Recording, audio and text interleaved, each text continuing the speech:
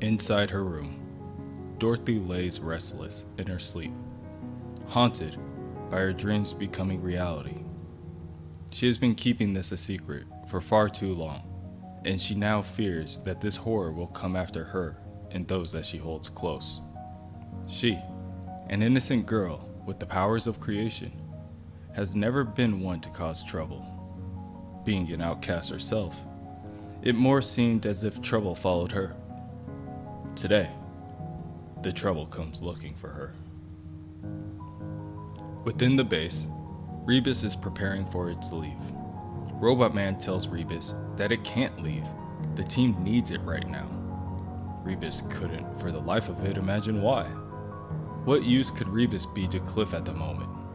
Robot Man cannot answer the question with little more than requesting Rebus's moral support. Unfortunately for him, if that's all that he needs from Rebus, then Rebus will continue to make its leave. That was 3 weeks ago. No one has heard from Rebus since. Elsewhere, Kipling is sitting in a bar, looking for a way to light his freshest cigarette. Existence was set to become rapidly intolerable if he didn't find a way to light his cigarette. Suddenly, he's visited by the wallpaper man. They always send the wallpaper man when the rest of them can't be bothered. The man tells Kipling that he is being summoned to the Templar Central. All Templar agents are being summoned to a site in Old London. They must all regroup and prepare for the quickly approaching apocalypse. Having one member of the team missing is enough cause for concern, but when Jane goes missing as well, Robot Man begins to worry about the future of the group. Him and Joshua go to search Jane's room for clues on her whereabouts, and all they are greeted with is a mess. Robot Man quickly begins to rifle through Jane's belongings, and Josh examines a partly completed puzzle with the pieces scattered on the ground. It is not long before Robot Man finds a coded message from Jane to herself that he easily deciphers. Currently, Jane is elsewhere, on a plane, flying 10,000 feet in the air. And she is not Jane, she's Lisa Radley. And Lisa Radley does not wish to be Jane at the moment. She wants to be someone else, Miranda. The other personas chide at her, telling Lisa that she will never be that woman. Lisa can dress like her, she can talk like her, but she will never be Miranda. Lisa tells the others to be quiet. What she is doing is for the good of all of them. Robot Man was able to decipher the message, but the clues left were still too vague. He knows that Jane was born on a farm in the Midwest, and that she spent some time in Metropolis, but he has no idea where to start looking. Jane is gone, Rebus is gone, the Doom Patrol is falling apart. Joshua tries to comfort his friend by telling him that maybe it may be about time to let the team go. Robot Man isn't anyone's father there, so he doesn't need to continue to play that role. At the moment, Dorothy approaches and tells the two of them that she thinks that she might need their help. Lisa Radley lands in Metropolis and grabs a cab ride to a large cathedral. When she arrives, the other personas curse at her. All they ask is why Lisa would do such a thing. When Lisa was on the plane, she was so confident. She quickly snapped back at those voices barking at her. However, now she is silent. She is silent as she gazes up at the massive stained glass structure. All of the other personas know that this is the place. This is where it happened. This is where Miranda died. Within the base, Dorothy is trying to explain her situation to Joshua, but she does not know where to start. When she was a kid, it came at first, but a couple of months ago at the Pentagon, she called on it again, and now it won't let her alone. Joshua asks her if this is another one of her imaginary friends, but she quickly responds that this isn't her friend. She doesn't even know if she made him. She just knows that when you wish on a candle, the devil comes. It killed Bernard Mueller when she was a kid. Dorothy knows it, and it wants her to make another wish so that it can come back and kill everyone else. Dorothy is afraid.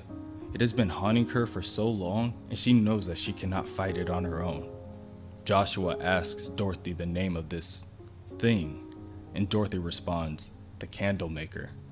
It's called the Candlemaker. Joshua decides to take Dorothy back to Robot Man to update him on her situation, but Robot Man is too busy to help. Perhaps they should ask the chief instead. Robot Man is going to the hospital that he first met Jane at to look for some more clues. He tells Joshua that if he can track down Jane, then maybe he can save this team from falling apart. The voices inside Lisa Radley's head are screaming at this point, telling her to run away. They worry that Lisa is attempting to integrate them all, but Lisa does not respond. She slowly walks into the open doors to the cathedral and up to the statue of Jesus Christ. One voice angrily wonders why the statue captivated Lisa. This man never answered their questions. Another wonders why there's a bell ringing in the background. Ding dong, the voice says. Right as Lisa collapses under the pressure of her surroundings, she is visited by a ghost. A bell ghost.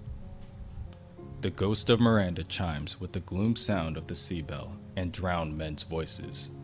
Her bones tied with streams of seaweed. The ghost knows the real name of Crazy Jane, Kay Chalis, and she warns Kay that it's cold in the well, colder than the sea. The ghost continues to say that when they were Miranda, they had no memory and they were happy. When Easter came, they always went to the cathedral to light a candle. Every Easter. When they were Miranda, there was no past. They had a good job and friends and only some bad dreams. Back when they were Miranda. Every Easter, they would light a candle for someone who died a long time before, and no one ever cared for them. Lisa does not want to remember anymore. She begins to retreat into herself, and she cannot understand why, but she keeps calling out for someone named Harry. But the ghost tells Lisa that she cannot leave without memory, even if she tries. Miranda had to remember. Their lips were sealed for too long, choked with the screams and words that had to be voiced. It had to happen. That day, Miranda was attacked in the church. Mouths tearing open, a boot crushing a red crayon, pain in her stomach, sweating hairy flesh, a lamb screaming, scattered puzzle pieces, a God watching a man ask for forgiveness. "Forgive me, Father, for I have sinned." They ripped him to pieces. Black Annis ripped the man apart with her iron claws, and they all cheered. And as they cheered, Miranda was dying. She knew that she wasn't real like she thought she was.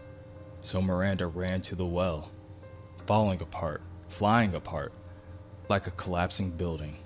A storm blew right through her, and she went into the well where Daddy lives. All men are the same. Joshua and Dorothy make their way to see Dr. Calder to see what he thinks about her current situation. Joshua explains that the man may be a pain in the ass, but he is a genius.